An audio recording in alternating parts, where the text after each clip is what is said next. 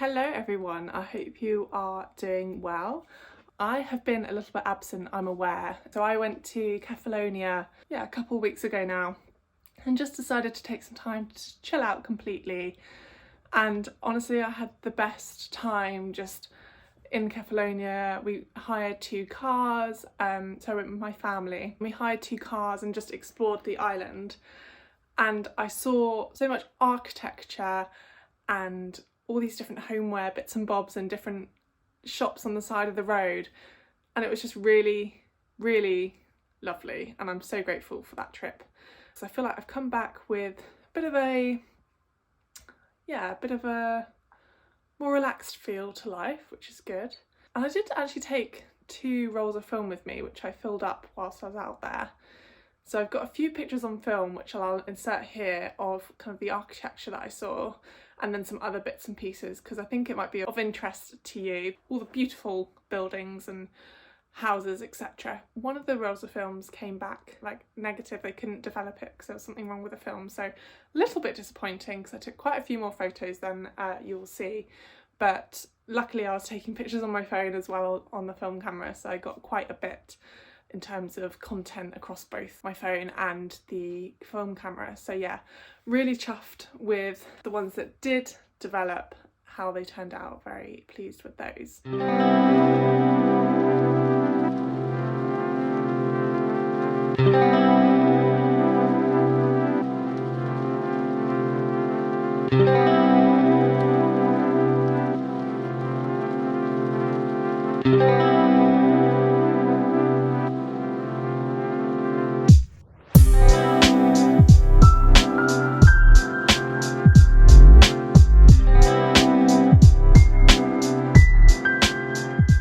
So today we are back with a video, and I'm going to tell you some tips and tricks of ways to elevate your home. We're all very aware that sometimes when you put your ideas and your thoughts on paper into real life, it doesn't quite transpire. And I've had that many times with my experiences within interior design, and I know how frustrating it is. And I know when you have that vision and it doesn't quite like scratch your itch, is a frustrating feeling. So I thought I'd write down a few ideas that I had to really help you guys implement into your houses or homes. I've written down a few tips and tricks that I have definitely implemented in my home, so you guys can go away and have a think about it and food for thought and see if that would work within your homes. But I think they're quite good ones, and definitely some that I've taken on board from what I've seen on Pinterest and Instagram, online, etc. So yeah, a few that I am quite happy to share with you. My first tip is to use silver/chrome within your space, as I feel like it adds a really, really nice break from, for me personally, in my home, was quite feminine, but it's really helped to break that up and make it feel a little bit more masculine within the space. The way I did this was, I have quite a masculine dining table anyway, in terms of its black kind of hardwood, round, it's quite a chunky, sturdy piece of furniture. And I really wanted to kind of add to that by adding, so I could have gone out and I could have got some nice fabric chairs, or something that's a bit softer, but instead I really wanted to elevate that by adding in some chrome and leather chairs, which are quite, I'll insert a picture, but they're quite structured in a way and very square, rather than some soft lines, so like the arched chairs that you get in fabric, for example. And the silver chrome element of the chairs just pops in the space. It looks expensive and it makes it feel, as I said, more masculine. And whilst they might not be the comfiest of chairs, they are still pretty comfy. However, obviously a big armchair would be comfier. That was something I was willing to compromise on, because they just do look great in the space, and they are still comfy, but just not like, you couldn't have a nap in them, if that kind of helps on the comfiness scale. But other ways you could do this is to start adding in, instead of using gold elements in your home, there was a massive trend of kind of adding gold hardware into your home, and I still think that element of gold is really, really nice.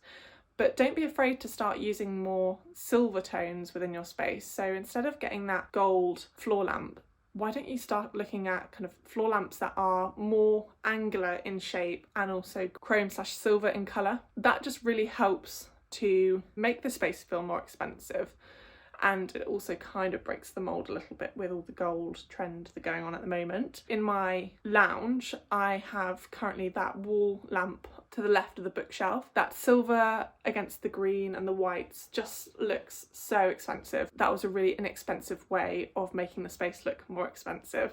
Another thing you can start to think about is, so if you've got a floor lamp and you've sorted your dining room chairs, how about a nice chrome magazine rack that you can really show off your favourite magazines or books or whatever it is, adding that into your space and seeing how it feels. To have that kind of like nested under your coffee table is a really good look, or to the side of your sofa is really nice as well. And it's a real simple way of adding a little bit more to look at in your space, making your house feel a little bit more homely. Guests can kind of just pick up the magazines, etc. You can just pick up the magazines, add to your collection, however you want to see it. Getting a silver/chrome one would really elevate your space and elevate the colours within your space. Mirrors. Mirrors are expensive, as we all know, and I'm aware that sometimes space doesn't allow, etc. But I do feel like if you are going to buy a floor length mirror or have the intention of a floor length mirror, then it's worth putting a little bit more money into it and getting a big mirror. An example of this is IKEA have floor length mirrors, one of which is the Hovet mirror, which is behind me, you might see, and others are kind of smaller that fit kind of, I think the point is that you put them on the wall and then when you step back you can see your pretty much everything. I just think the bigger you can go with intentional full length mirrors, the better the space looks. And in terms of height as well, the more mirror you have in terms of height, the more light you're going to get bounced back onto you and into the room. Whilst the Hovet mirror is more expensive than the other full length mirrors in IKEA, I think it pays to spend the little bit extra to get a mirror that really, really elevates your space and makes everything feel a bit more heightened within your, I don't know, bedroom as an example, as I've got mine behind me. So with mirrors as well, there is an element of having more charming, smaller mirrors, some like token mirrors in nice nooks or whatever. If you've got a nice reading nook, how about getting a nice little fun mirror or a small mirror to put on the wall? That is a nice way of adding an element of uniqueness and charm.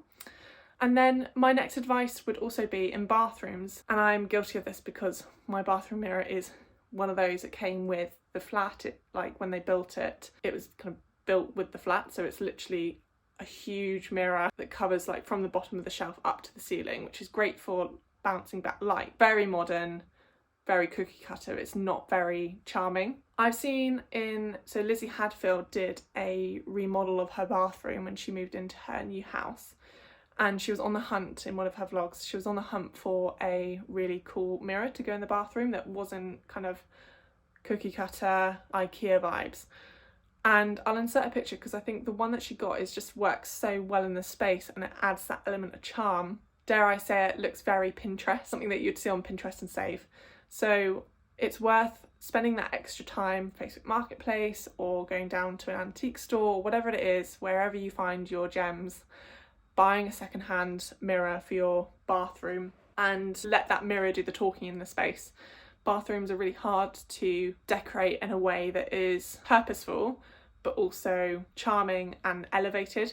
So that is a really nice way of adding, you know, a purposeful item but also in keeping with the rest of the house and adding that element of interior design to it. And I've said it before in one of my other videos that I think mirrors are a really good way of adding uniqueness and also light. So whilst mirrors are purposeful, they can also be an element of design in there as well. My next one might be a bit questionable, or there might be a few raised eyebrows because I'm very aware that this is a little bit of a trend at the moment, and that is rice paper lamps. What I'm trying to suggest to you is, whilst yes, everyone has rice paper lamps, or a lot of people have an interest in rice paper lamps, don't be afraid to go large and upgrade the size of your rice paper lamp. You want it to be a feature item above a dining table, above a coffee table, or above your bed in the bedroom. By upgrading the size of it and buying the larger size, it really makes it a focal point in the room. Rice paper lamps are just incredibly cozy. They are fairly inexpensive. There's lots of dupes to brands that do charge through the roof, but there are lots of dupes around now. So especially in the bedroom, it's a really nice way to add that cozy feeling and a fairly inexpensive way of doing it. But just elevating the space and making it a focal point of the room is a really easy, quick win. Don't buy a dining table that is brand new. What I mean by that is there are so many options on Facebook Marketplace, eBay, of dining room tables where the person is moving house or they're downsizing and it just no longer fits, or they're looking for a bigger one, or simply they just get bored of the dining table that they already have. I have found some real gems on Facebook Marketplace for a fraction of the price that you would pay for something even like IKEA or even Habitat as an example. But these items, they are solid wood and they look characteristic as well. And I think with a dining table, it's something so lovely about having something in your house that when you buy it or bring it into your home, there's already so many memories being created around that dining table, and it just seems so charming and so special to me. My dining room table is secondhand. I believe it was from a pub somewhere kind of South London, and I think they closed down during COVID, which was obviously really sad, but the amount of memories that were made over that dining table was just really kind of nostalgic for me. And obviously it's a lovely dining table. The product is solid wood.